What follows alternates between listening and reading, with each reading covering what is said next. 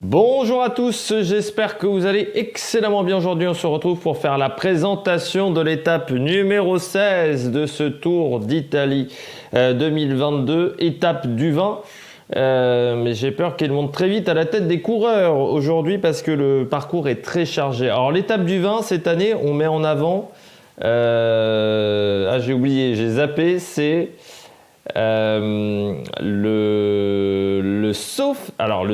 c'est quand même très compliqué à dire comme vin, le Sforzato, qui est donc un vin italien de la région, donc qui sera mis en avant dans cette étape. Alors normalement, on mettait toujours en avant le vin, notamment on se souvient de l'étape du Prosecco, c'était parfois des contre-la-montre. Là, cette année, c'est une vraie grosse étape de montagne.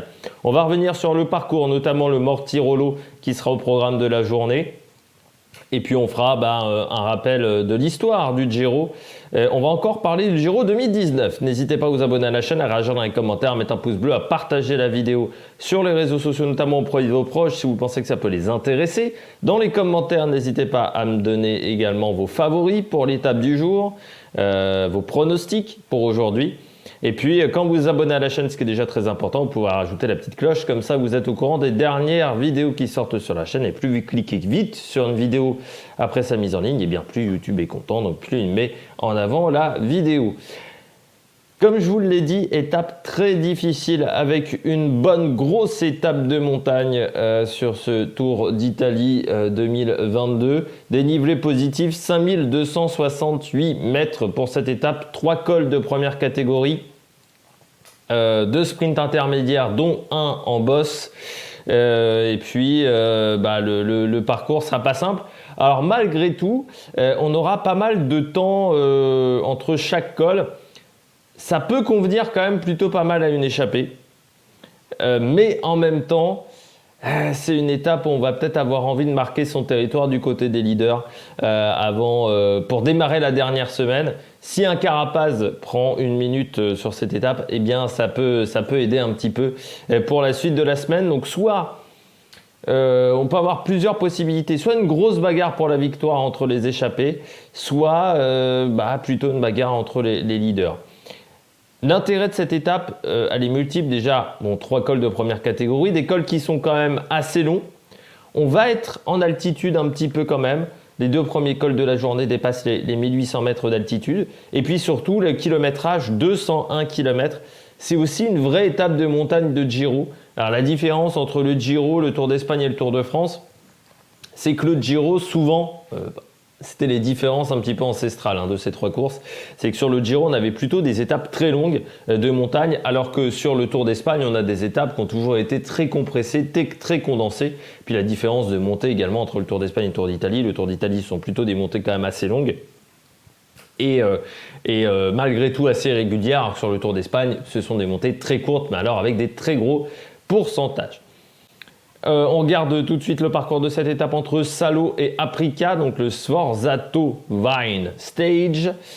On partira de Salo pour passer à Nozza, à Hydro. On peut avoir une première heure de course très rapide, car vous pouvez voir que la première difficulté du jour commence au kilomètre 38, qui sera le Goletto di Cadino, mais qu'avant cette montée, ça sera plutôt très calme, donc peut-être une grosse bagarre sur la première heure de course pour aller chercher l'échappée. Surtout que parfois, un lendemain de journée de repos, vous avez des coureurs qui se sentent tout de suite très bien. Sauf que, au bout de 100 km de course, ils vont se rappeler qu'ils sont en 3e semaine de Giro et que les forces sont quand même beaucoup moins importantes que lors des premiers jours de course. On regarde tout de suite le Goletto di Cadino, 19 km à 6,2% de moyenne côte de première catégorie. Goletto di Cadino.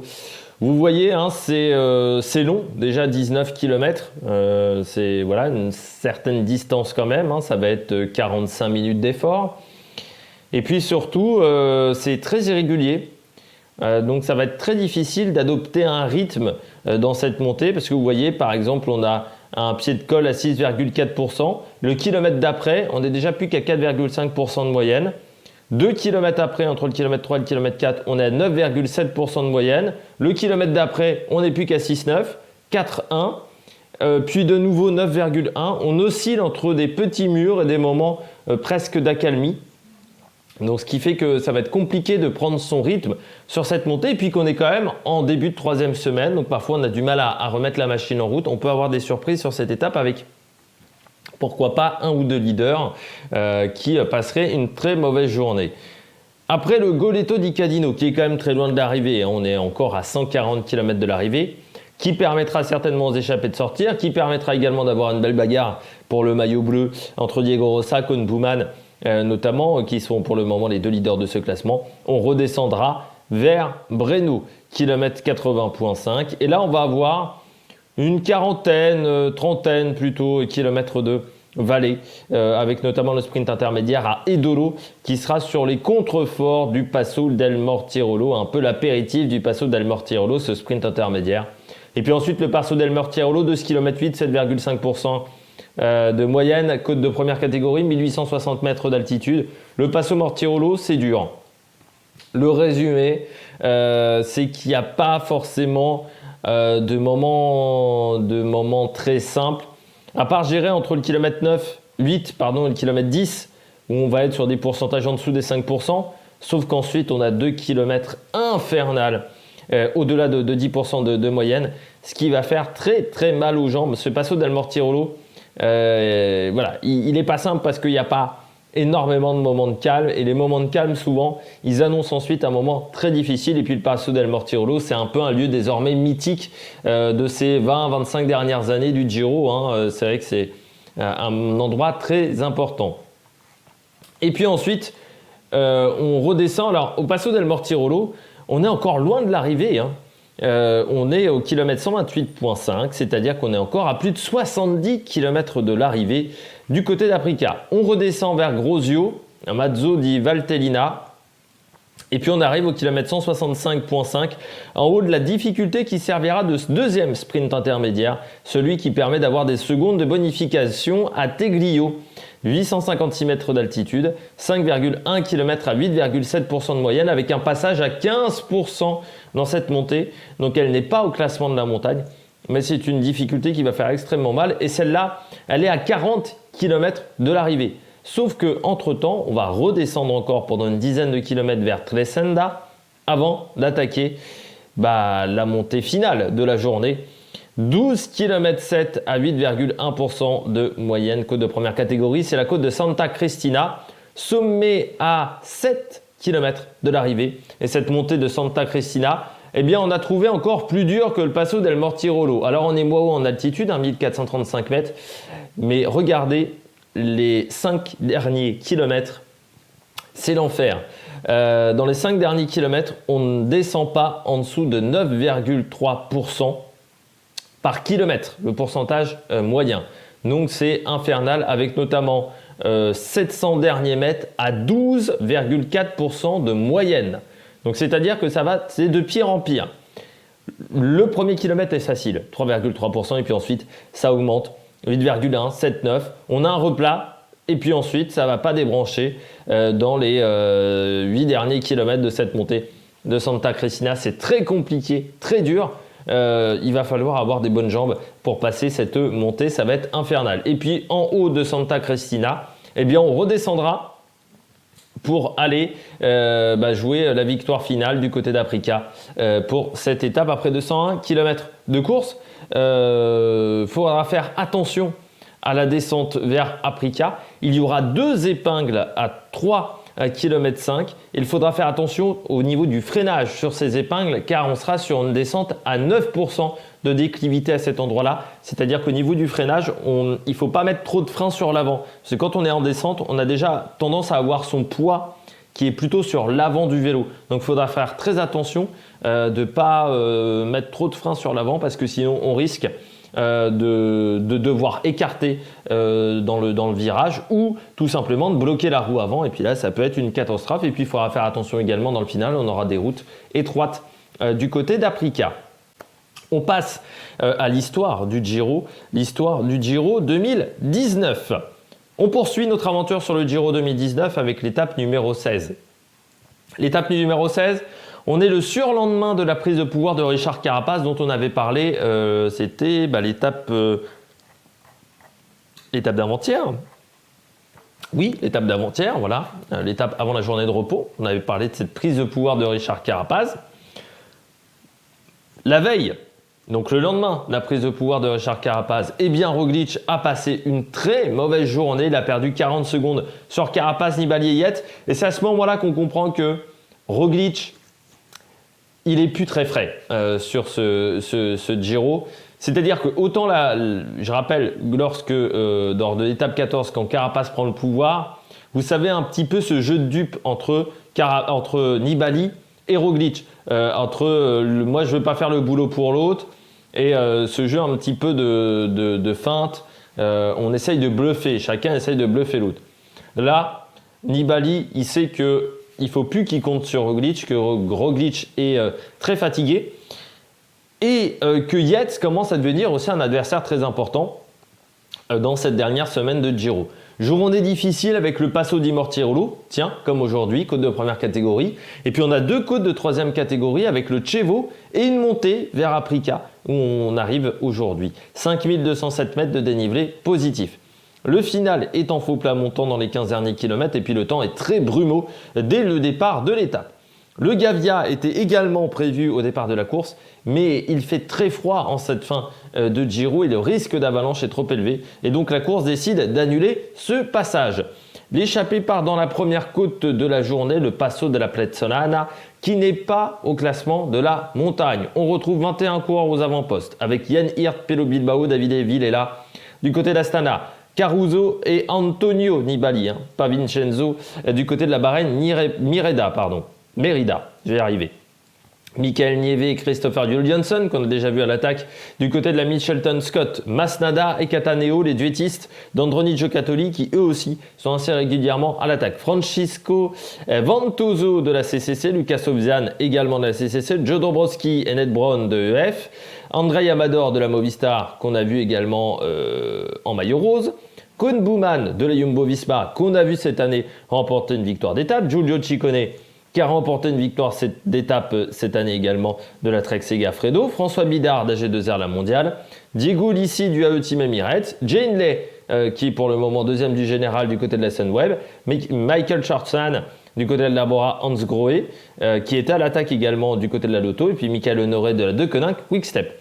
On a donc des habitués des échappées, ce sont des baroudeurs, donc on sait que l'échappée a de grandes chances d'aller au bout et qu'il faudra faire attention si on veut gagner lors de cette étape du côté des leaders, eh bien il faudra énormément contrôler l'écart.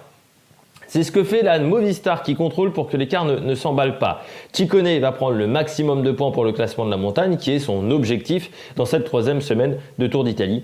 Il va réussir à prendre ses points malgré les efforts de Cataneo et de Masnada d'Androni, qui aimerait bien ramener le maillot bleu dans l'équipe de 2e division italienne. L'écart est de 5 minutes 50 au pied du Mortirolo à 40 km de l'arrivée. Jan Hirt est le premier à attaquer pour recomposer ce groupe. 4 coureurs résistent à cette attaque. Nous avons Nieve, Caruso, Ciccone et Masnada. Et donc à l'avant, on retrouve également Jan Hirt avec ses 4 hommes. L'Américain Dombrowski n'a pas réussi à accrocher le roue, ce qui est un petit peu une surprise quand on voit cette échappée, parce que Dombrowski faisait partie des meilleurs coureurs, des meilleurs grimpeurs de cette échappée. Dans le peloton, c'est Pozzo Vivo désormais qui roule, qui va emmener un gros rythme. Et juste après, quand Pozzo Vivo va s'écarter, eh bien Nibali attaque à 34 km de l'arrivée. Roglic et Maika viennent de lâcher prise, c'est donc le meilleur moment pour enfoncer le clou. Nibali a lâché tout le monde, sauf la surprise un petit peu, Hugh Carty de EF. Mais Carapaz est accompagné de Landa et de Lopez et il va tenter de limiter l'écart, de lisser son effort. Alors l'écart augmente dans un premier temps, il est de 35 secondes à 32 km de l'arrivée. Au sommet du Mortirolo, il pleut avec beaucoup de brouillard. On ne voit quasiment rien du côté des caméras de télévision. À l'avant, on retrouve Jan Hirt et Ciccone qui devraient se battre pour la victoire. Nibali, quant à lui, est repris par le groupe Carapaz dans la fin de la montée avec un énorme travail de Landa pour son nouveau leader désormais, Carapaz. Roglic a rattrapé Yates et Zakarin alors que Maika est complètement à la dérive. Carapaz retrouve Amador qui était parti dans l'échappée, ce qui fait un point d'appui dans la descente. Et Nibali, lui, va retrouver Caruso qui se sacrifie pour son leader. Dans le final, Ciccone emmène et lance le sprint mais Hirt n'arrive pas à le dépasser. C'est donc l'Italien qui s'impose. Roglic est le grand perdant de la journée avec Maika et Zakharine. Et c'est à ce moment-là qu'on comprend que Roglic, pour le podium, ça ne va pas être si facile que ça. Et puis Sivakov, quant à lui, perd le maillot blanc, le français désormais, qui est en difficulté également dans cette étape. Et à ce moment-là, Richard Carapaz possède 1 minute 47 d'avance sur Nibali. Roglic est 3e avec 2 minutes 09 de retard. Landa est 4e. Et puis Zakharine, par exemple, est 11e à 10 minutes 02. Le premier français, c'est Valentin Madouas, qui est 15e du général à 18 minutes 21. Mais on va encore reparler de ce Giro 2019. Bon, vous le savez très bien lors de la dernière étape qui se jouera du côté de Vérone. Vous voulez un petit peu savoir les autres étapes où on a eu le Passo del Mortirolo, qui n'a jamais connu d'arrivée, le Passo del Mortirolo.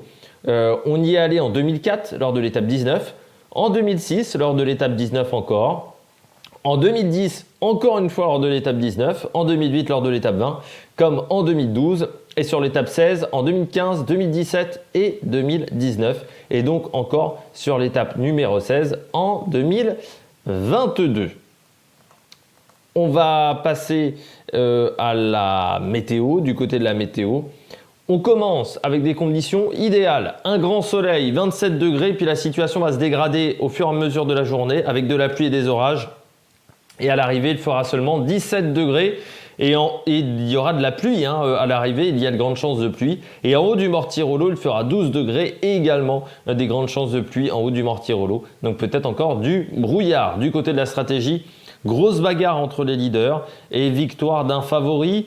On va, je pense, dans la montée finale, tenter les grandes manœuvres. Mais est-ce qu'on n'aura pas déjà perdu trop de temps par rapport à l'échappée comme en 2019? Donc soit grosse bagarre entre les leaders et victoire d'un favori, soit grosse bagarre entre les leaders et victoire d'une échappée qui serait encore assez grosse, cette échappée avec, je dirais, 20-25 coureurs pour cette étape. Du côté de mes pronostics, j'ai mis Jan Hirt qui partirait dans l'échappée. Il est quasiment à 10 minutes au général, Jan Hirt.